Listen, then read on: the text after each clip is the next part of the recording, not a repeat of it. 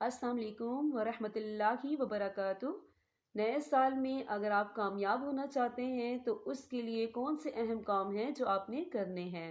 पिछले साल का अपने जायज़ा लेना है कि ऐसी कौन सी गलतियां हैं जो पिछले साल आपने की थी लेकिन अब नहीं करनी है, ठीक है। और नए अहदाफ मुकर्रर करने हैं, यानी वो नए मकसद, इरादे या मंसूबे जो इंसान आइंदा वक्त के लिए बनाता है ताकि अपनी ज़िंदगी में बेहतरी ला सके।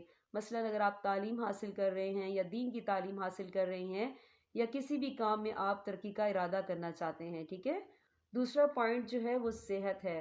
सेहत का आपने ख़ास तौर पर ख्याल रखना है, वर्जिश करनी है, मतवाज़ुन ग़िज़ाएँ खानी है। इसका मामूल बना लें कि आपने वर्जिश जो है लाजमन करनी है।